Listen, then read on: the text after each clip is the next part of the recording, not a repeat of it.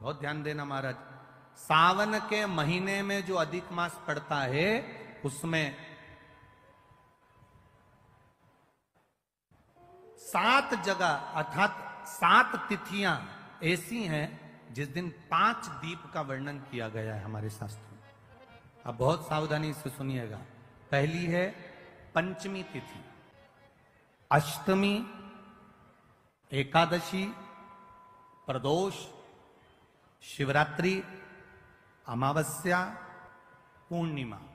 ये 7 तिथियां हमारे यहां सावन के अधिक मास का जो संजोग होता है, इसमें ये 7 तिथियां, फिर से वो तिथियां हैं 7 जिन तिथियों में अगर हम 5 दीप घृत के घी के 5 दिए अगर अपने दरवाजे के बाहर केवल भगवान की भक्ति के लिए, शिव तत्व की प्राप्ति के लिए, वैसे तो दीप लगाना चाहिए, तुलसी के क्यारे के पास लगा दो, मंदिर में लगा दो, या शिवालय पर लगा दो, या देवालय पर लगा दो।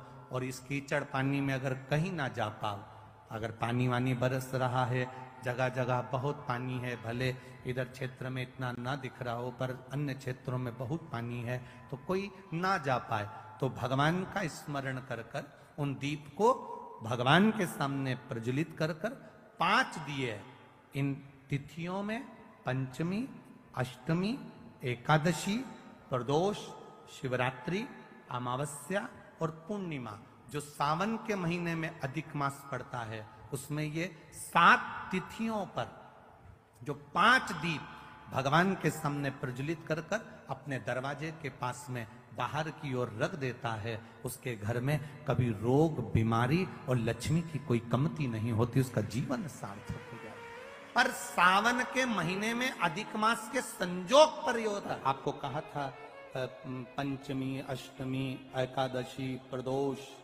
शिवरात्रि, अमावस्या, पूर्णिमा, इस दिन ये 7 दिवस आपको बताए थे और कहा गया था कि 5-5 दिए लगाना शाम के समय पर, बन सके उन दिए को लंबी बाती का।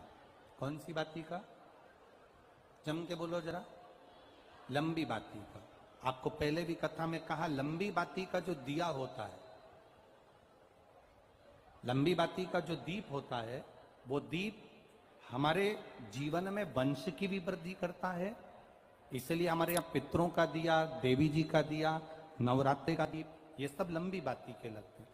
तो लंबी बाती का जो दीप होता है वो हमारे यहाँ वंश की भी वृद्धि करता है, लक्ष्मी की भी वृद्धि करता है, सुख समृद्धि।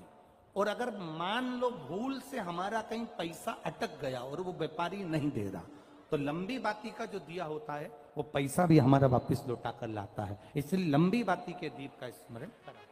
बाकी के समय पर अधिक मास कोई से भी अगर महीने में आ गया, आषाढ़ का आ गया, या कोई महीने में कार्तिक का आ गया अधिक मास, या कोई अन्य महीने में आ गया, तो उसका प्रमाण नहीं है महाराज। सावन के महीने में अगर अधिक मास पड़ रहा तो ये 5 तिथियां। इसके घर में कमाने वाले 2-4 हैं, पैसा तो आ रहा है और घर में टिक नहीं रहा। डॉक्टर में, पुलिस में, एक्सीडेंट आदि में, कहीं गलत जगह पर, व्यसन में अगर पैसा जा रहा है, जुए में, मांसाहार, मदिरा पान, या कहीं आया पैसा आने में कमी नहीं, आ रहा है पर टिक नहीं रहा, रुक नहीं रहा।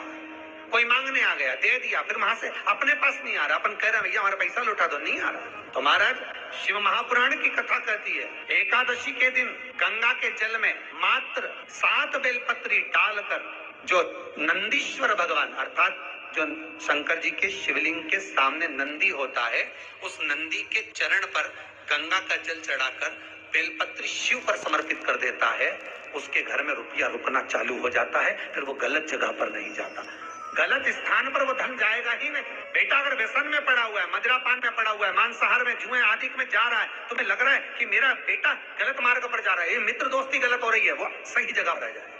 कई लोग इसको धन के लिए भी करते हैं, संपदा के लिए अर्थात जिसका व्यापार नहीं चलता, जिसके घर में पैसा नहीं आता, या नौकरी नहीं लग रही, या सर्विस नहीं लग रही, आप अप्लाई कर रहे हो, जगह जगह जाकर इंटरव्यू भी दे रहे हो और पैसा नहीं आता, तो उसके लिए भी प्रयास किया जाता है। पर उसके लिए यहाँ पर जो धन के लिए करते हैं, उसके लिए विष्णुपदी के लिए करते हैं। मतलब जैसे गंगा के जल में तुलसी के 11 पत्ते डाले जाते हैं। कितने पत्ते डालते हैं?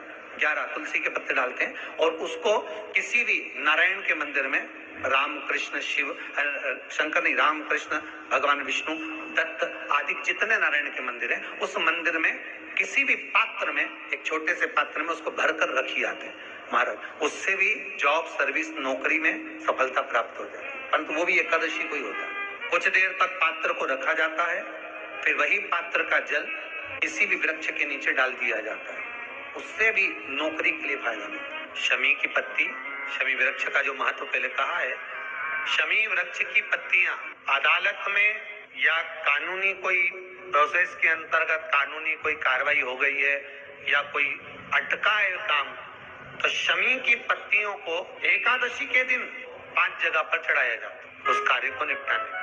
पहला अशोक सुंदरी की जगह पर। अशोक सुंदरी की जगह कहाँ है आपको मालूम है, पहले भी बताया।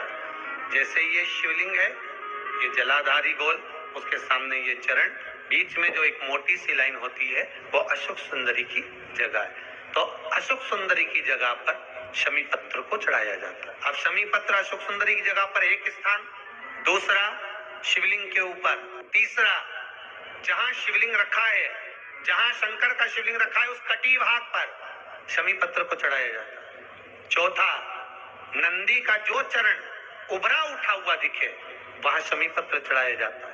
पांचवा, शंकर भगवान के मंदिर के द्वार पर शमी पत्र चढ़ाया जाता है। केवल एक ही बार चढ़ाना चाहिए, जिस कामना से चढ़ा रहे हो, जो अदालत में कार्रवाई चल रही हो या कोई प्रशासनिक परेशानी आ गई हो या कोई काम अटका पड़ा हुआ है, तो उसके लिए चढ़ाए। 5 स्थान है, 5 स्थान दिए। शमी पत्र को आप 5 चढ़ाएंगे, आपकी प्रशासनिक जो व्यवस्थाएं वो सुचारू हो जाएगी, वापिस कोई तकलीफ नहीं आएगी। शमी पत्र की मांग